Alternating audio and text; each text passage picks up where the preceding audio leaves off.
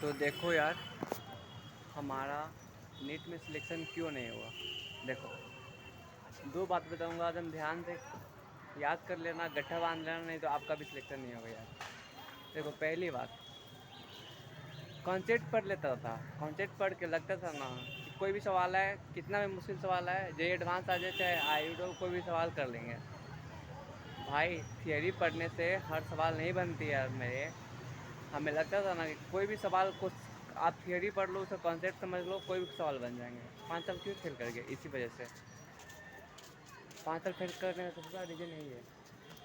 ठीक है, आप थियरी पढ़ के आप सवाल नहीं कर सकते हो, कभी नहीं कर सकते हो। दूसरा सबसे बड़ा रीजन, सबसे बड़ा रीजन देख लो, हम लोग सोचते हैं कि बायो ना, फिजिक्स ना बायो से अलग हट गया, ठीक है, लेकिन असल में ऐसा कुछ भी नहीं है।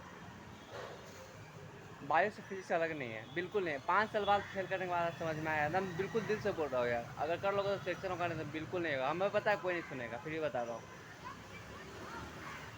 जो देखो, फिजिक्स का कोई भी सवाल करते हो थियरी पढ़ के, सवाल को करके छोड़ देते हो। सवाल को छोड़ना नहीं है।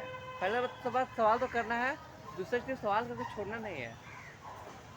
सवाल करके अगर छोड़ दोगे ना मेरे दोस्त, तो कभी कुछ नहीं होने वाला। सवाल करके सवाल में क्या क्या स्टेप इस्तेमाल हो रहे हैं और वो स्टेप क्यों इस्तेमाल हो रहे हैं, आपको इस पे याद रखना पड़ेगा। क्या क्या स्टेप लेना पड़ेगा, what step you taking solving question, और क्यों ले रहे हो step, why you taking this step.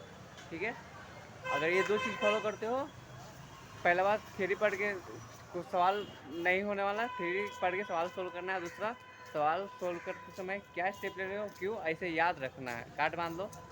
Bio की तरह हर सवाल को क्यों स्टेप, क्यों सोल्व, क्या क्या स्टेप लिए हो और क्यों स्टेप लिए हो, इसे याद रखना है, तभी आपको सिलेक्शन होगा, नहीं तो नहीं होगा मेरे दोस्त। Bye bye.